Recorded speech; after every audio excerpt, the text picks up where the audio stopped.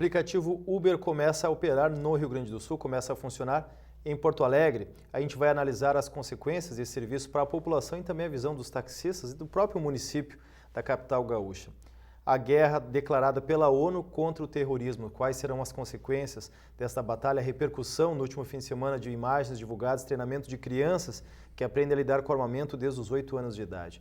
E também o cerco começa a se fechar em relação ao presidente da Câmara dos Deputados, Eduardo Cunha. Inclusive, pessoas ligadas ao político do próprio partido de Eduardo Cunha estão deixando de apoiar o político. Hoje no programa nós temos alguns desfalques, estão conosco somente os professores José Maria Pereira do curso de Ciências Econômicas e o professor Lissandro Dallanora do curso de Administração e diretor da Incubador Tecnológico, porque os professores Alexandre Macari, Sandro Meiners e Larissa Pereira não puderam estar presentes hoje conosco, mas quando eu digo somente os dois, porque a gente está acostumado com a bancada lotada aqui, mas isso não significa que não vai ter discussão, não vai ter debate e não vai ter informação, que é isso que o nosso telespectador espera. Então não se sintam desprestigiados pelo somente, né, professores? Claro que não. Os colegas, porque a gente está numa fase também já de final de semestre, então há compromissos, reuniões, bancas, maior, etc. Então fica difícil conciliar os horários. Né? Isso acontece, mas eu de antemão já agradeço vocês dois, porque o nosso compromisso com o telespectador é grande também, o pessoal que nos acompanha gosta das temáticas, então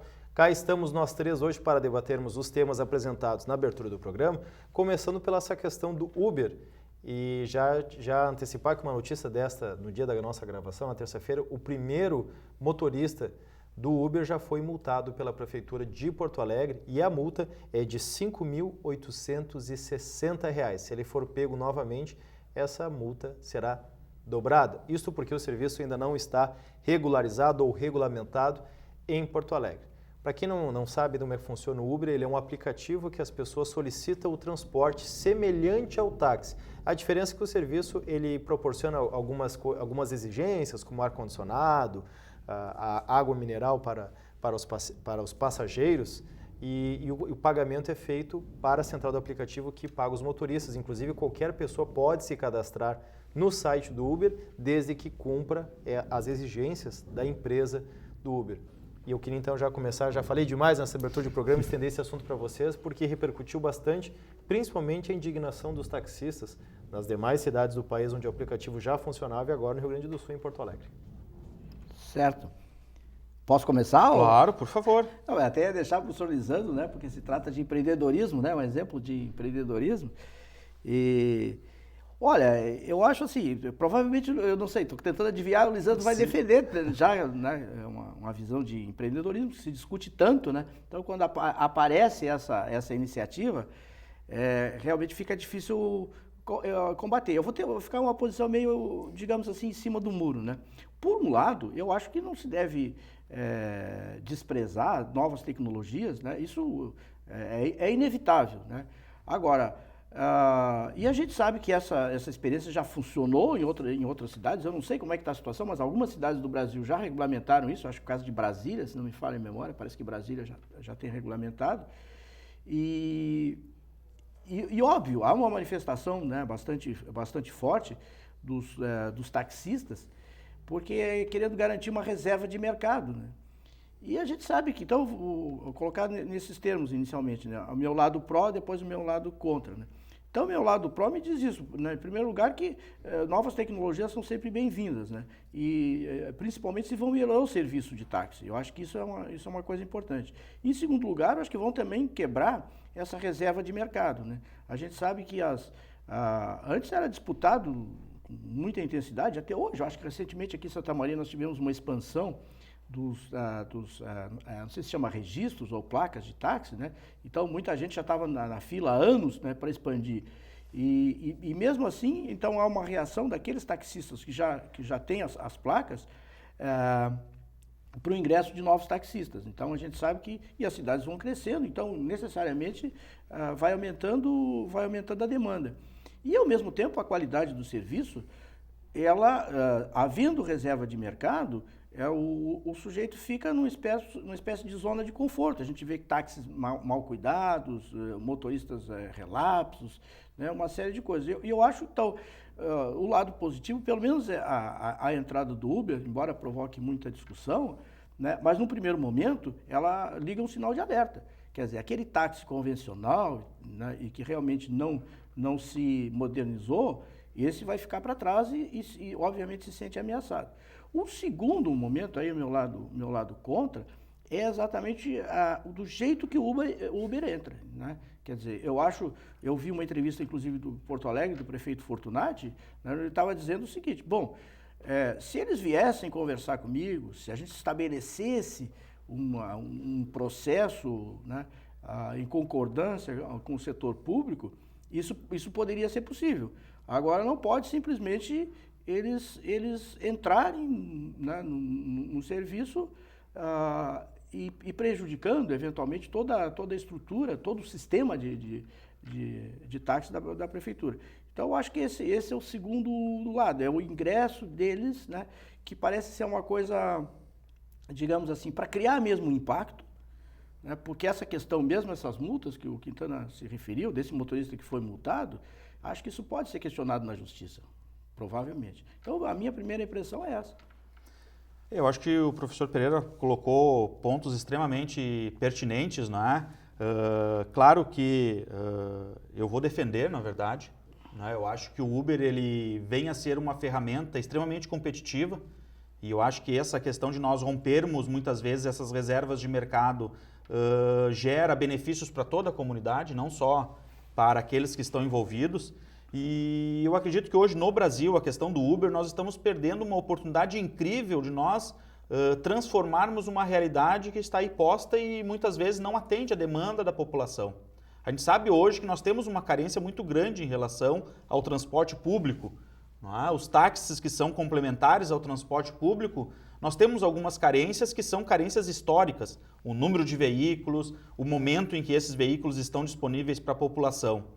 E quando nós temos uma inovação e quando ela é colocada ao mercado e ela traz um retorno considerável, e não é só no Brasil que o Uber opera, ele opera no mundo inteiro e ele tem sérios problemas em todos os locais onde ele está, principalmente em relação à regulamentação. E talvez aí eu vou ter que concordar que isso é um ponto negativo do Uber. A forma como ele entra, mesmo a questão do impacto, ele deveria tratar um pouco melhor os locais onde ele está inserindo. Mas eu vejo como uma extrema oportunidade para o movimento que está aí também inovar. Por que os taxistas não se mobilizam e criam uma nova forma? Mudam a sua realidade, porque nós temos que mudar. Nós temos hoje, a maioria dos táxis ainda não aceitam cartões. Então isso é uma realidade que está distante da população. Hoje a maioria não tem mais recursos financeiros em espécie. E há um outro lado também, Lisandro, que é o seguinte, num período de crise econômica, como nós estamos vivendo, quer dizer, onde muita gente perde o emprego, sobretudo trabalhadores às vezes mais qualificados e que conseguem uma boa indenização, eles podem optar por ter uma atividade, já que eles, motoristas há muito tempo, né, eles podem encontrar um meio de sobrevivência, né, através dessa atividade. Né? Então, eu acho que a crise econômica, o Uber vai gerar talvez uma demanda grande exatamente por isso. Né? Pessoas, né, geralmente de classe média, que têm algum recurso financeiro, eles poderão ou utilizar o carro que eles já têm, ou conseguir comprar um carro de melhor qualidade e ter uma atividade, digamos, como autônomo. Eu acho que isso é uma coisa que talvez crie digamos assim, um cenário favorável para a expansão do Uber aqui no Eu acho que sim, sem sombra de dúvida, para o consumidor é uma alternativa um tanto interessante, mas para entrar na questão do contraponto, né? E a questão dos taxistas, porque o taxista ele precisa passar por uma série de regramentos. Não só a gasolina, que a gente sabe que chegou a um preço... Bom, o carro está virando artigo de luxo no Brasil, porque a gasolina vai chegar aos R$4 no Rio Grande do Sul no próximo ano, com certeza. Aqui, na verdade, o Uber é mais ou menos a mesma coisa que o sujeito que tem uma loja, né, que ele paga todos os impostos daquela loja, estabelecido, e aí vem alguém, digamos, um camelô e bota uma banquinha vendendo as mesmas mercadorias que ele vende na frente. A discussão é muito semelhante. Mais ou menos isso. Muito próximo. E entra essa questão da não regulamentação, de que vocês já colocaram, mas fica mais fácil também o Uber ou os motoristas desse aplicativo, desse serviço, cobrarem mais barato, uma vez que eles não têm essas taxas a serem pagas. Né?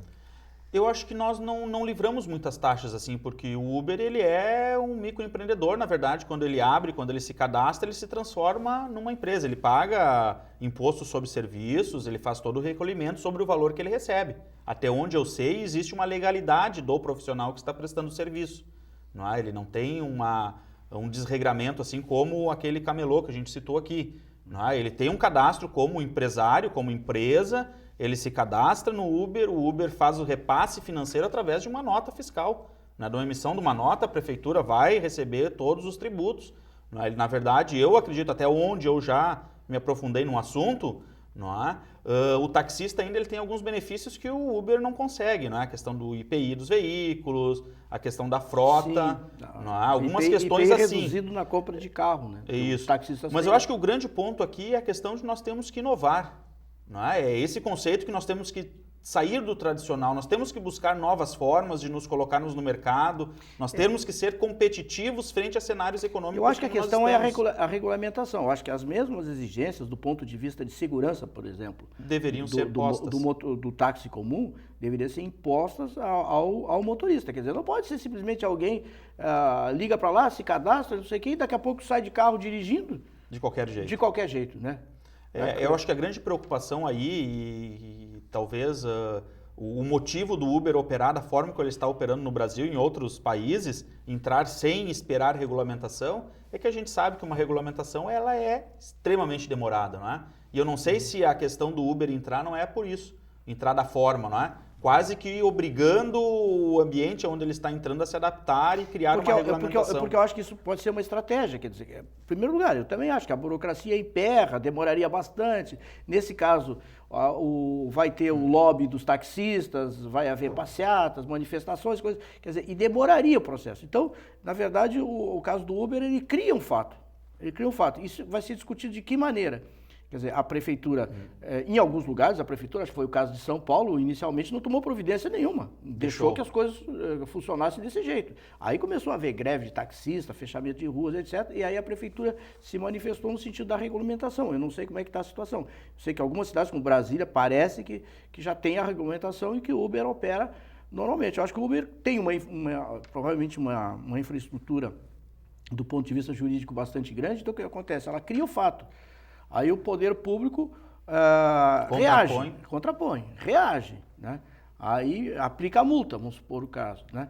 Aí o Uber recorre, aí pega um juiz que tem um pensamento, digamos, mais flexível e dá ganho de causa para o Uber, e aí ele continua funcionando. Aí até que derrube, né, esse instrumento jurídico, ele continua funcionando. Acho que a estratégia é mais ou menos essa. Vamos a alguns números, então. No Brasil, ele funciona, o aplicativo Uber, desde 2014. As cidades que ele opera é São Paulo, Rio de Janeiro, Belo Horizonte e Brasília. No mundo... Bom, acertei uma, pelo menos. No mundo, o Uber funciona desde 2009. E um dado interessante, que cerca de 5 anos após sua fundação, ou seja, em 2014, a empresa Uber foi avaliada em 18,2 bilhões de dólares. Avaliação, isso em 2014. O Uber foi uma daquelas empresas que foram consideradas como que tiraram proveito da crise econômica de 2008. Quando a gente teve todo aquele cenário das imobiliárias, da crise imobiliária nos Estados Unidos, que atingiu uma série de países, o Uber foi uma das empresas que conseguiu pegar uma carona, literalmente, na questão da crise. Eu nem sabia disso, mas fiz uma relação com a crise econômica agora, quer dizer, uma oportunidade incrível, é uma oportunidade para quem está desempregado e tem algum recurso, pelo menos para não ficar parado. Para toda a economia, na verdade, né? Pensar que tem que se criar alternativas inovadoras, nós não podemos ficar amarrados a tecnologias e a processos que já não atendem mais a demanda, não é? E quando nós temos uma oportunidade disso, muitas vezes nós criamos barreiras, que é o caso que está acontecendo. Em vez do poder público e correr na frente e agilizar o processo de regulamentação até para evitar transtornos maiores, deixa-se, como foi o caso de São Paulo, e gera problemas muito maiores sociais. Eu acho que essa posição de Porto Alegre também é uma posição muito confortável, né? Claro. Simplesmente sair a multar com uma legislação que, na verdade, essa legislação não está prevista. Não existia nada na legislação que previsse algo parecido com o Uber. Nem poderia existir mesmo. Então, está usando uma legislação que não previa isso, adaptando, digamos, multando por analogia. Mas existe uma legislação acerca da liberação ou regulamentação do transporte que é utilizado e permitido. Uma vez que esse transporte não obedece a esses critérios, ele se torna proibido. Pois é, mas dependendo como o Uber vai ser, a análise do Uber, como é que tu vai ser enfocado? O Uber está dizendo, não, na verdade, somos apenas um cadastro. Somos apenas um cadastro, as pessoas se registram e tem uma iniciativa própria de ter uma atividade qualquer, talvez, né? Então, eu acho que isso aí... imagina o Google, né? Se fosse... Não, porque o Google vai copiar direitos autorais e isso e aquilo, então o Google não seria uma empresa... Acho que hoje talvez a mais valiosa do mundo, né? Em termos de marca. Então, é isso. Na verdade, a tecnologia está nos atropelando a todo momento, entendeu? E o setor público... ele vai atrás, muito retardado, quer dizer, muito atrasado. E deixa espaço para isso aí que acontece. E a população fica muitas vezes à mercê desses processos e isso impacta muito, muito forte também no desenvolvimento de novas tecnologias, na inovação, no empreendedorismo. Porque muitas vezes as pessoas ficam receosas em desenvolver o seu próprio negócio porque tem diversas barreiras. Percebe-se algo que no mundo inteiro tem um impacto extremamente positivo. Quantas empresas conseguem esse valor de mercado em 5 anos? São poucas que conseguem ter um produto inovador, um serviço inovador. E muitas vezes essas barreiras elas impedem um crescimento maior da economia, no momento chave que nós estamos. Que nós precisamos que as pessoas inovem, criem projetos, produtos, serviços que nos tirem desse cenário, que nos coloquem num cenário cada vez mais avançado. A gente sabe que a internet das coisas, que se fala muito, não é? Que no futuro não tão distante, todos os nossos equipamentos vão de alguma forma estar ligados na internet.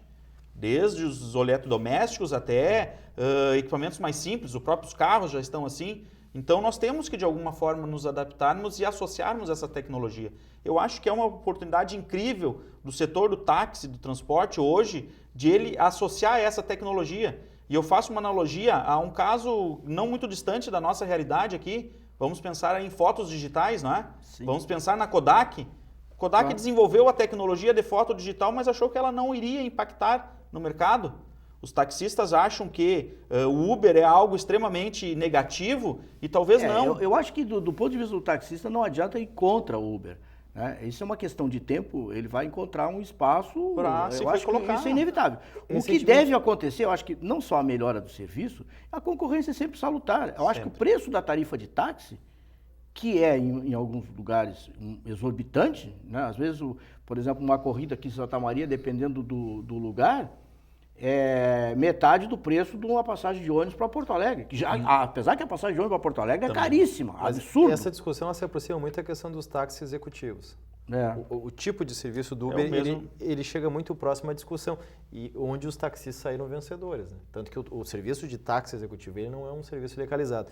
Em relação ao Uber, o Robson Brilhante, que é o nosso diretor de mais lá de cima, ele me passou a informação que os defensores do Uber eles são amparados pela Constituição. Provavelmente quem defenda, ou seja, contrário ao Uber, que eu falei? Seja a questão da legislação municipal, que regulamente esse transporte... Que a legislação municipal não pode se sobrepor à legislação federal, por isso que eles estão ganhando em outras cidades. E nós pegando um caso, até esse primeiro bloco, viu como nós estamos em 13, o tempo do primeiro bloco já foi, mas a gente vai estender um pouquinho esse primeiro bloco ainda, porque a gente teve um caso, no dia da nossa gravação, uma polêmica em Santa Maria, que faz esse comparativo da relação do poder público limitando certas atividades.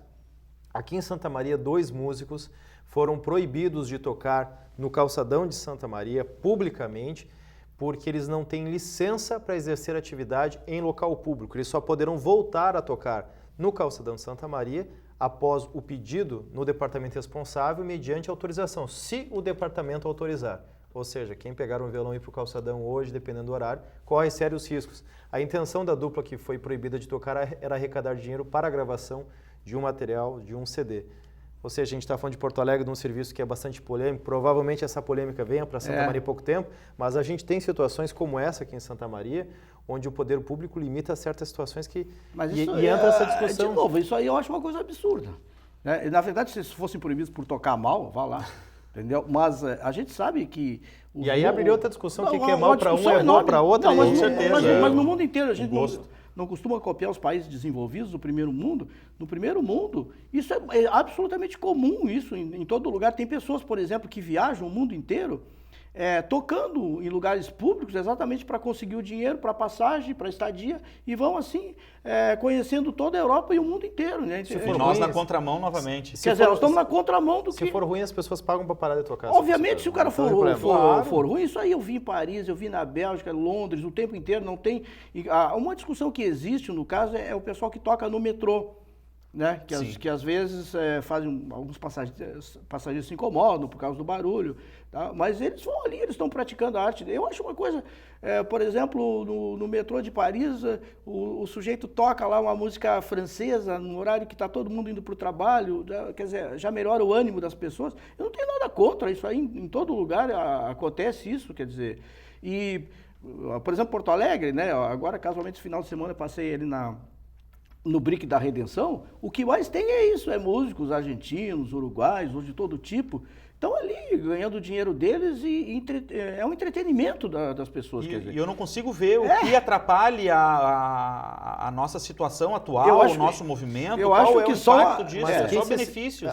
Quem se sente... Não vejo qual é o prejuízo. Não consigo ver um contraponto ao professor Pereira. Não, mas quem será que se sente prejudicado? Porque deve partir de alguém a ação de reclamação para a prefeitura intervir. Se fosse na frente de um hospital, por exemplo, aí é outra história. Para a prefeitura intervir nesse sentido, alguém deve se sentir incomodado. Será que a gente vai entrar nessa discussão de quem paga tributo?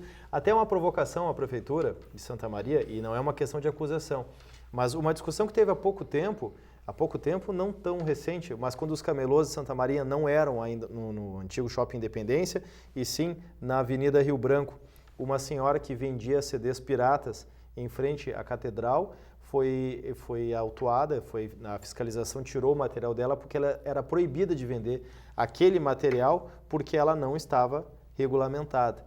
E no caso, e aí um advogado que defendeu essa pessoa entrou com recurso alegando que o que estava sendo reivindicado naquele processo não era a venda de CDs piratas, e sim o fato dela não pagar a tributação, os valores da prefeitura, porque em frente aonde esta pessoa foi apreendida, os camelôs vendiam também o CD pirata, e os camelôs, no caso, pagavam a taxa ao município. Então é uma discussão que parece que não é a questão do que pode e o que não pode, sim, se pagar pode, se não pagar não pode. Parece que no Uber é essa a situação, não é a preocupação com os taxistas. Se a prefeitura tiver a parte dela, de recursos, é liberado, e nesse caso dos músicos, se tiver uma taxa, eles vão ser liberados. Parece que é isso. Não, poderiam ser proibidos se tocassem mal, aí sim, muito mal. Aí tá a certo. Única alternativa. Mas isso aí, se deixasse a concorrência, outros músicos acabariam tomando o lugar deles, claro.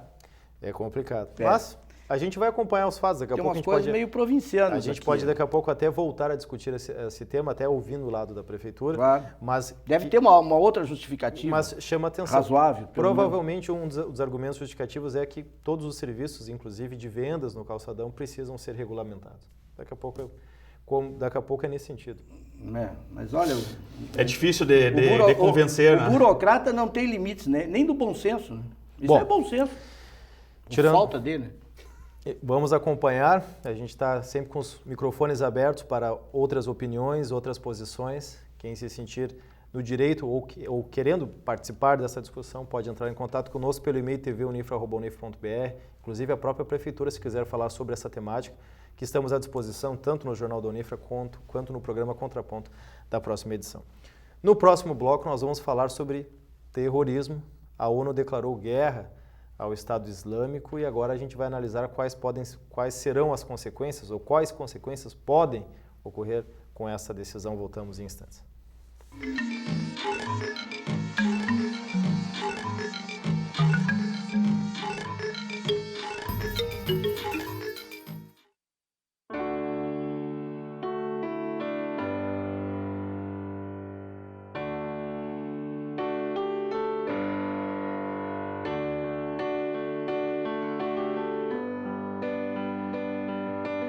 E no fim de tudo, pipa e vento, num belo momento, vão chegar ao céu. Assim como a pipa precisa do vento para voar, a Estação dos Ventos precisa de você. Colabore! Há 60 anos, o Centro Universitário Franciscano foi a instituição pioneira a implementar o ensino superior em Santa Maria e na região central do estado, com as licenciaturas e a formação de enfermeiros. Hoje, oferece 33 cursos de graduação, além dos cursos de especialização, mestrado e doutorado, se tornando referência na formação de profissionais de qualidade para o mercado de trabalho, transformando sonhos em oportunidade. Centro Universitário Franciscano, uma universidade para suas aspirações. A Liga Seletiva se uniu para ajudar e salvar o planeta com Papelito, Metalinha, Super Vidro e Plasboy. Você pode fazer parte da Liga selecionando o material reciclável da sua casa. Entre em contato com a Asmar pelo telefone 3026 9167. Junte-se a nós.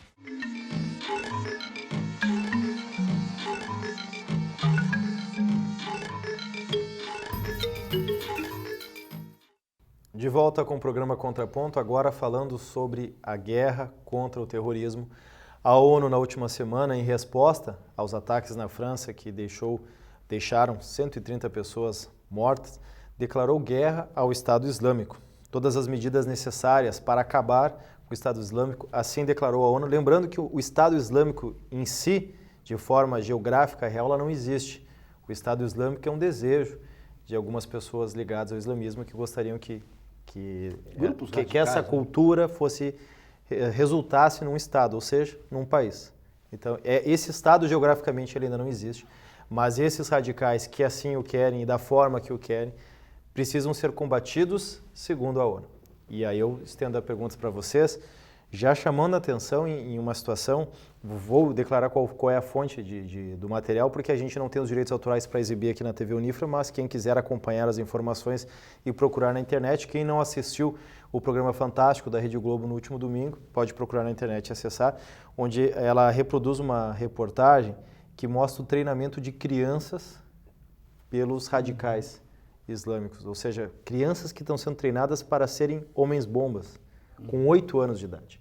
Eles aprendem a atirar, aparece uma cena no final da matéria, uma criança de no máximo 3 anos de idade com uma faca cortando a cabeça de um urso de pelúcia, toda ela com a bandana, com a roupa do Estado e comemorando a atitude. Uma nova geração de terroristas está sendo treinada. Chamada de terroristas assim pelo mundo, para eles são heróis, são pessoas que têm um princípio, um motivo para qual estão fazendo, mas o que preocupa nessa história é que a paz mundial está ameaçada. Não é a questão religiosa, não é a questão de qual religião está certa ou não. Essa discussão já se perdeu há muito tempo. A questão é a paz mundial. Mas, quer dizer, existe muito interesse em jogo também, do ponto de vista Esse é o grande problema, político, estratégico, industrial, né? Nessa região. Porque nós estamos falando nós estamos falando do Iraque e nós estamos falando da Síria, de parte da Síria, né? Então a gente tem ali. Quer dizer, nós já tivemos os talibãs antes, né? Lembro, né? Que eles são radicais, né? E agora o exército islâmico também tem digamos, uma leitura do Alcorão extremamente radical, né? E é um fechamento, né? Representa um fechamento. Então, do ponto de vista do Ocidente, né? Essa é um retrocesso, né? Uma visão esdrúxula. Mas olhando do ponto de vista só pelo lado da fé, é difícil para nós aqui, né, do Ocidente, entender como eles reagem e como eles pensam, né? Quer dizer, para nós, alguém que se explode sozinho é uma coisa absurda, né? Na visão deles, não. O Quintana falou inicialmente aí do Fantástico e do treinamento. Eu vi um filme não faz muito tempo, está disponível, acho que na internet, eu vi na TV fechada. Se não me falha, é um filme, eu acho que era iraniano, se não me falha a memória, chamado, o nome do filme era Os Cavalos de Deus, né? Que mostra exatamente todo o processo, essa lavagem cerebral que é feita, né? Geralmente é alguém que passa por alguma dificuldade na família, então ele é inserido dentro desse grupo, uma facção, coisa que eu valha, e ali, ao longo do tempo, ele vai sendo doutrinado ao ponto dele próprio se transformar numa arma e acreditar, entendeu? Acreditar que ele tem a missão e basicamente a visão é essa, quer dizer, enquanto que nós, os ocidentais, nos preocupamos em ter uma vida boa nesse mundo, eles acham que a vida boa está no outro mundo, entendeu? E olhando sob esse prisma, a morte faz sentido, né? Então, nós lutamos pela vida, eles lutam pela morte. Então, são opostos, né? Visões opostas, que é difícil. Geralmente, a visão que nós temos aqui no Ocidente, da imprensa de um modo geral, dos países do primeiro mundo, não é o que é de verdade, né? Mas o que devia ser segundo a nossa ideologia, a nossa filosofia de vida, né? Então, é realmente complicado a gente fazer um julgamento dessas pessoas, né? Eu não estou dizendo aqui que eu esteja de jeito nenhum defendendo o que aconteceu, né? Sobretudo lá em Paris. Só que eu acho que essa luta, como o Quintana colocou no início, embora se a ONU tomou uma decisão, essa luta ela não pode ser vencida, né? Pelo menos não definitivamente, né? Porque é uma questão de filosofia, de vida, ou no caso, filosofia de morte aqui. E mesmo que ela tenha um fim, não vamos ter ganhadores aí. Não, eu acho que, por exemplo, se a coalizão liderada pelos Estados Unidos continuar jogando bombas, vai destruir tudo que existe ali no Iraque e no Irã. Mas aí tem uma questão de estratégia militar, por isso que eu falei inicialmente que é mais complicado, que é a posição da Rússia, né? Porque a Rússia defende o ditador Bashar al-Assad, né? Na Síria, entendeu? Então isso daí, esse jogo de xadrez ficou realmente bem complexo na jogada. Complexo, isso aí tem... E eu acho que aqui a questão também é o que é terrorismo? Até que ponto nós podemos classificar quem faz terrorismo e quem não faz terrorismo? Nós já discutimos superficialmente esse tema em algum momento atrás e me preocupa essa consciência. Quem hoje está sendo afetado pelas bombas que estão sendo lançadas pela coalizão? Até onde essas pessoas não se sentem também parte de um ato terrorista? Porque muitas vezes a bomba ela não tem um caminho tão certo assim, né? Ela abate quem não deveria abater. E até onde nós não estamos sendo vistos também no lado de lá como terroristas? Como dando uma contrapartida de algo. E nós não temos informações muito claras do outro lado, não é? Não chega essas informações. Mas falando em lado, nesse caso, sim, a ideia é que o inimigo mora longe. Exatamente. Né? Então que a gente poderia fazer como se diz assim, seria uma limpeza, digamos assim. Essa declaração. Porque através de drones e tudo mais, o pessoal só fica jogando botão e tal, apertando o botão e jogando bomba. Mas no caso, o inimigo mora, não é longe, mora ao lado. Né? Porque se a gente olha, o pessoal do Exército Islâmico são muitos jovens ocidentais, europeus de modo geral. O caso da França, por exemplo, a gente sabe que a Argélia foi colônia francesa e a Argélia foi, durante muito tempo, explorada. Né? Então existe uma reação contra a França grande. Né? Mas o argelino ele é naturalizado francês e ele mora onde? Mora naqueles bairros mais distantes de Paris e ele é pobre de um modo geral. É pobre, frustrado e que está disposto a abraçar uma causa, entendeu? Então, na verdade, esse ataque, professor, ele não é só onde seria considerado a região onde seria o Estado Islâmico, e sim a todo o islamismo, né? Sim. Inclusive, existe o primeiro hino da França anterior à marcha francesa, que é um hino tradicional no mundo, a Marselhesa, que é um hino tradicional, um dos hinos mais lindos, inclusive, em termos instrumentais. O hino anterior é um hino de Napoleão Bonaparte que fala sobre a invasão à Síria. Então tem toda uma discussão, existe uma discussão... O contexto ele é bem complexo. Analisando as consequências, assim, eu entendo, professor, vocês falando esse contexto até de uma certa forma, não querendo se posicionar sobre esse processo, até mesmo não declarar, qualificar... Porque parece, por exemplo, mortes, por exemplo, existiram atentados, homens-bombas, em outras regiões, né? Onde se pratica o próprio islamismo e não teve essa repercussão que tem na imprensa ocidental. Quer dizer, será que os nossos mortos valem mais que os mortos deles? Entendeu? É isso que eu estou querendo dizer. Essa é uma discussão extremamente... A mídia, aí nós voltamos a discutir o papel da mídia, mas se cria uma comoção, né? Parecendo que a morte de um francês vale muito mais que a morte de um professor, mas assim, sírio, por exemplo. Senhor, já que a culpa é da mídia, eu vou lhe fazer uma pergunta. Não, só estou provocando. Mas eu estou devolvendo a provocação. Uma guerra, uma troca de farpas entre Israel e Palestina, choca o senhor? Uma troca de farpas, de mortes, de bombas, choca o senhor? Não, por quê? Porque eles vivem em estado de guerra. É essa a questão. Não é comum pessoas nas ruas da França, num teatro, numa boate, Sim. serem mortas.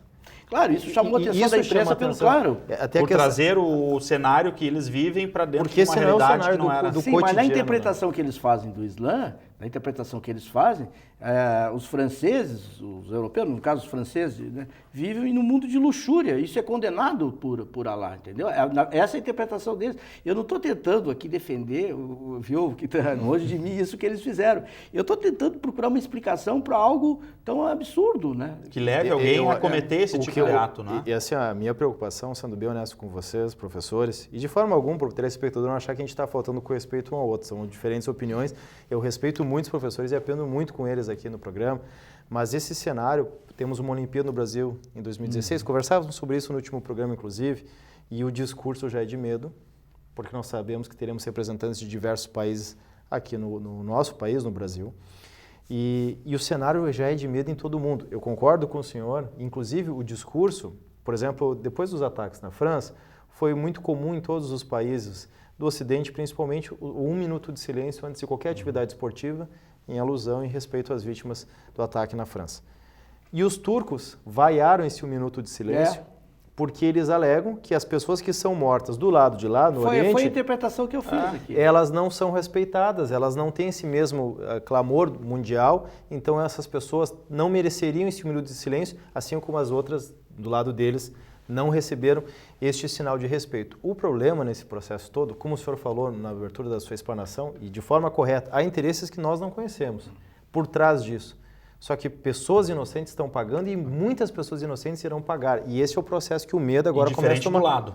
Independente do lado. E muitas dessas pessoas não têm nem envolvimento ou não tem nem um fator aliado a isto. E a gente já viu algumas reportagens aí de pessoas que têm a fé islâmica, não é? Que são e estão sendo penalizados por algo que não é a crença deles. Até a leitura é diferente. Até porque o islamismo, na concepção, a questão do Alcorão, eles pregam a paz. Não tem nenhuma religião que pregue a violência. A leitura que é distorcida. É um fanatismo. O que mudou agora nesse cenário, assim, na verdade, desde o 11 de setembro, né, é que o mundo não é um lugar mais seguro, né? Parece ser... Então, as Olimpíadas, no caso, entrariam nesse contexto.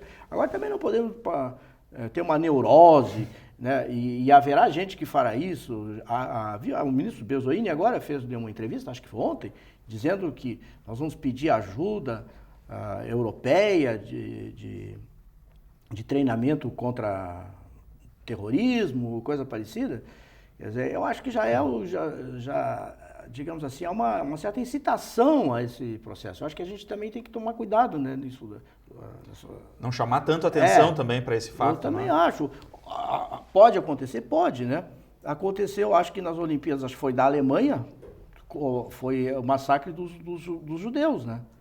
Há muito tempo atrás, nas Olimpíadas. Nos anos 70? Isso. Provavelmente nos anos 70. Até isso gerou um filme, eu não me lembro também, o Alexandre, se estivesse aqui, poderia nos ajudar. Gerou um filme que na época depois eu não me lembro também como é que chama os órgãos de inteligência israelense, e eles se vingaram depois, fizeram uma revanche contra o pessoal, caçaram, né? O pessoal que cometeu esse atentado nas Olimpíadas, né? Eu faz muito, tem de memória isso, não me lembro exatamente qual é o ano, mas eu sei que foram judeus que sofreram um atentado nas Olimpíadas na Alemanha, não me lembro qual cidade também.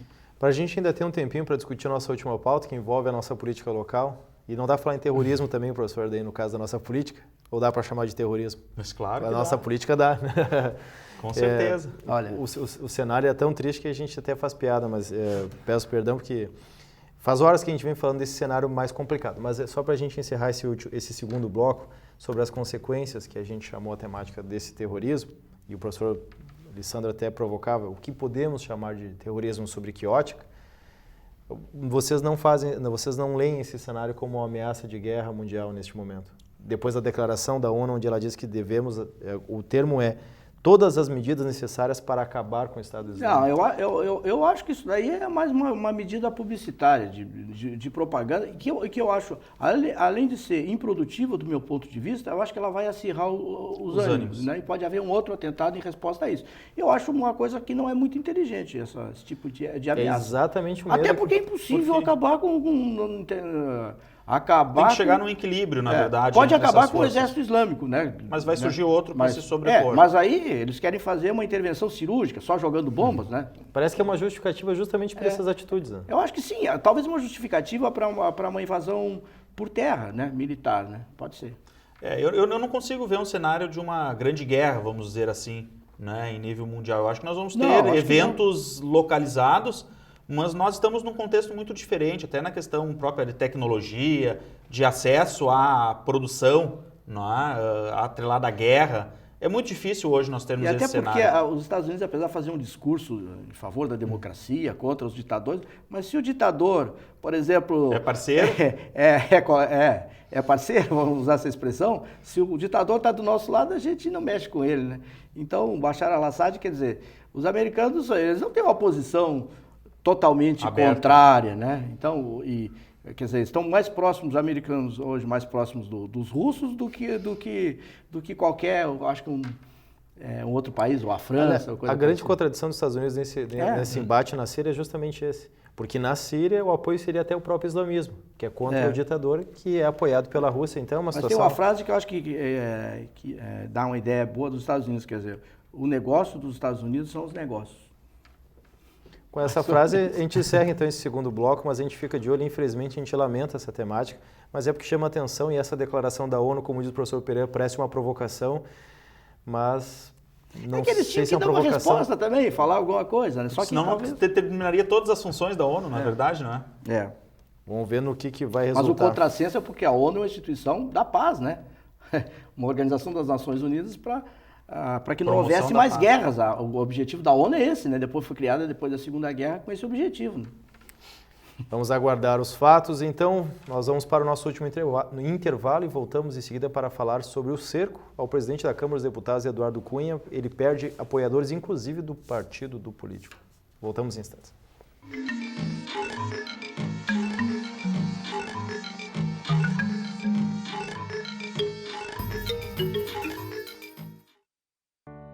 Já parou para pensar nas possibilidades que existem? Quantas delas são reais? A maioria está ao nosso alcance. Outras dependem de um gesto de solidariedade. E nesse momento, viver significa muito mais do que a busca por felicidade ou realização. A AAPCAM é uma instituição sem fins lucrativos que presta assistência a pessoas com câncer. AAPCAM. Nós acreditamos na vida.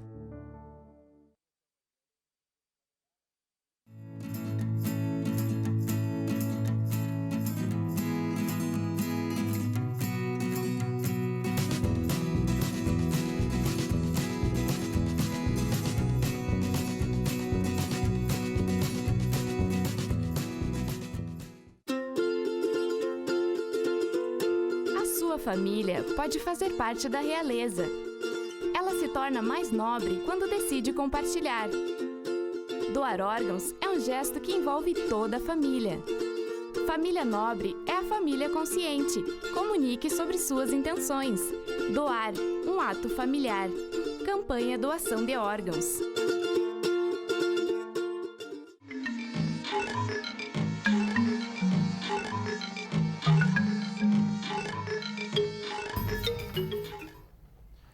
Último bloco do programa Contraponto, agora nós vamos discutir sobre Eduardo Cunha, que começa a perder força e apoio de integrantes do próprio partido do político. Já se começa a voltar, pelo menos enquanto Eduardo Cunha não deixa, ainda não foi a votação a questão do Conselho de Ética sobre o processo de cassação do deputado. Mas alguns partidos, como o PSTB, já não apoiam mais o presidente da Câmara e agora, inclusive, alguns integrantes do PMDB começam a deixar de apoiar o partido, ou melhor, o presidente da Câmara dos Deputados. Então, nesse cenário, até quando ele se mantém, professor Pereira, será que ele consegue se manter? Por incrível que pareça, ele ainda tem muita força e muitos apoiadores do próprio Partido dos Trabalhadores. Ele parece a Fênix, né, que renasce das cinzas, né? Mas o que mostra, acima de tudo, olha, não tem uma palavra que eu possa usar, mas é uma espécie de esculhambação, né? O Congresso Nacional hoje parece uma grande esculhambação, quer dizer, uma casa da mãe Joana, qualquer uma dessas expressões populares que se costuma usar. Porque o que está acontecendo é uma coisa inacreditável, entendeu? Por exemplo, o caso do Eduardo Cunha, quer dizer, ele consegue, através de manobras regimentares, ou do tipo que nem aconteceu a semana passada, antecipando a reunião do plenário com o objetivo de abortar a reunião do Conselho de Ética. E aí é o seguinte, tem várias linhas cruzadas nesse processo, né? A própria participação do PT no Conselho de Ética também não tem muita explicação. Quer dizer, o pessoal já chegou atrasado, propositadamente para atrasar a reunião, quer dizer, então tem muita coisa que está nos bastidores que a gente não conhece, por mais que a imprensa vasculhe aqui, acolá e tal, mas eu acho que, na verdade, isso que aconteceu na semana, eu acho que pode precipitar a queda do presidente da Câmara dos Deputados, pelo seguinte motivo, né? Porque eu acho que através de outras vias, talvez até a via judicial, consiga colocar um impedimento nele, porque agora ele está conscientemente atrapalhando a investigação. Né? Ele está usando o poder que ele tem como presidente da Câmara dos Deputados para abortar um processo que atinge ele. Eu acho que nessa situação ele não poderia mais continuar na presidência da Câmara dos Deputados. Eu acho que essa questão do renascimento dele, na verdade, dentro do processo, tem a ver com alguns fatos que talvez muitas vezes nós não nos percebemos assim de uma forma tão clara. Mas quando o Eduardo Cunha sair de foco, quem vai assumir o lugar dele? Não o lugar lá na posição lá como presidência. Na presidência, não, protagonismo político. Mas o protagonismo dos problemas políticos que nós temos hoje atrelado a todos esses casos. Nós temos diversos outros denunciados lá.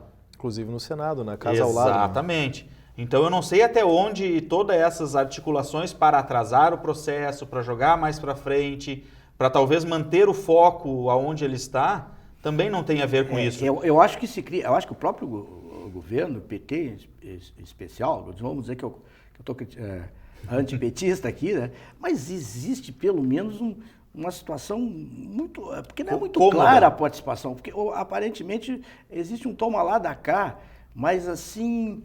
nos bastidores, que ninguém confessa, uma coisa inconfessável. O que não se confessa? É inconfessável por que o Eduardo Cunha não aceita o processo de impeachment. Todas as tentativas de processo de impeachment, ele engavetou. Está lá, está dormindo, aquilo ali e tal.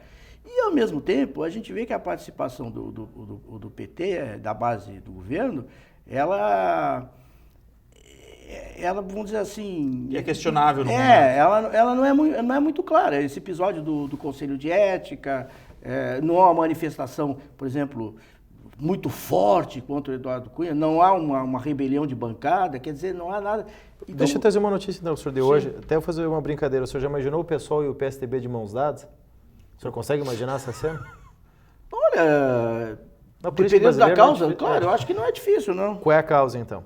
PSOL, DEM, PSDB, Rede e PSB, eles declararam hoje que todas as reuniões e sessões que o presidente da Câmara, Eduardo Cunha, participar, eles vão votar contra em função do pedido de afastamento.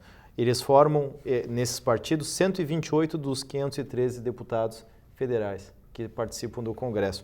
Então, a ideia deles é que eles impedir todas as votações propostas pelo presidente da Câmara. Então, qualquer cenário que seja apresentado pelo Eduardo Cunha, esses partidos vão votar contra. E o que ficou claro na manifestação da semana passada é uma coisa, eu acho, se ele tivesse um pingo assim de consciência, ele pedia para sair, né? Pede para sair, né? Que eu acho que isso é que nem o filme aquele do... Até Tropa de Elite. Tropa de Elite, pede para sair que tu não aguenta o treinamento. Posso reproduzir Pode, claro. Frase que a deputada Mara Gabrilli, ela falou, ela disse...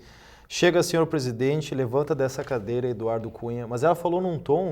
Geralmente a gente vê aquelas manifestações no Congresso com gritos, ofensas e no final da frase, Vossa Excelência, né? E sabe que teve bastante repercussão porque ela é deficiente, né? E ela falou com uma voz serena, disse, presidente, saia dessa cadeira, presidente, levante-se daí. Foi até uma coisa que chamou a atenção. Ela saiu e quase todo mundo saiu junto, né? Porque realmente o que ela falou, assim, deu uma comoção. Eu acho que até a gente que apoiava o Eduardo acabou saindo com essa manifestação. Eu acho que não existe mais clima já há algum tempo para ele, né? Para ele continuar. Agora, ele também sabe que se ele jogar a toalha,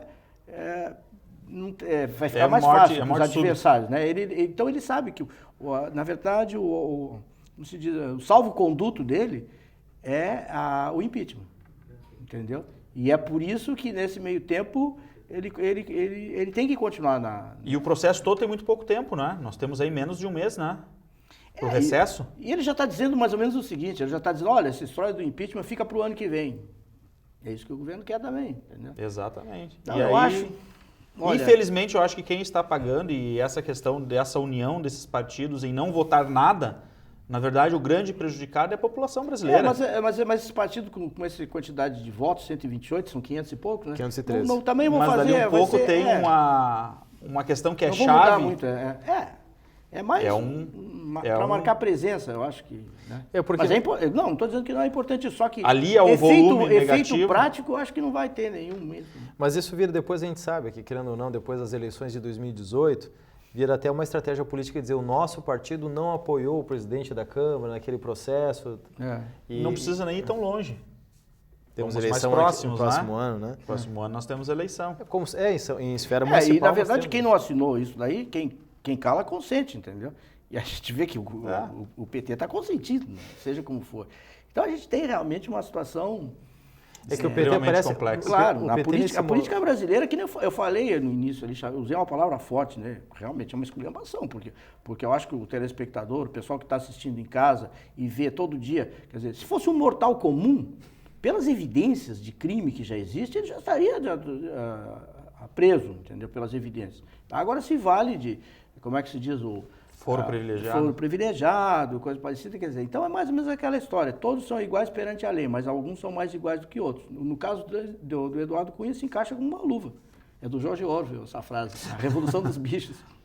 Mas o PT nesse momento parece mais preocupado em duas situações. Uma é blindar a presidente Dilma desse processo todo, porque a imagem dela já está bastante desgastada pela inatividade de ações em 2015. O governo andou para frente. Só se fala em crise, em redução do PIB de 2016, terminou o ano, terminou o ano, e daí depois, janeiro já é período de férias, vem carnaval, querendo respirar, entendeu? E a questão atrelada à imagem ao ex-presidente Lula, né? Que a cada momento parece que a água está batendo no pescoço, né? Onde ele se mostra cada vez mais agressivo nos seus pronunciamentos, ele até teve algumas vaias na Bahia durante um pronunciamento no Dia da Consciência Negra. Então, a imagem dele começa a ficar bastante afetada com todo esse processo. Então, parece que nesse momento a posição do Partido dos Trabalhadores, que está no governo há tanto tempo, é não se envolver nesse processo do Eduardo Cunha, o que pode ser prejudicial no momento de eleição, mas nesse momento garante um certo apoio político. Eu concordo, acho que o governo está cozinhando em banho-maria isso, a situação do Eduardo Cunha, né? Exatamente, não é outra perspectiva, né? Não. Enquanto dizer, não o Eduardo Cunha nem se queixa do governo nem do PT, ele se queixa de um ou outro deputado petista que às vezes mais inflamados. Claro, o PT também não é um bloco, né, monolítico, tem um ou outro deputado que, tem gente que até fala em sair do partido.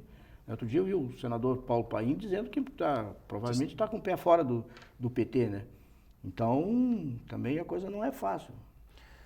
Maravilha, mas encerramos por aqui então o nosso programa Contraponto, hoje com a presença dos professores José Maria Pereira e Lissandro Dallanor. Até que eu falei bastante hoje, né, professor? Claro.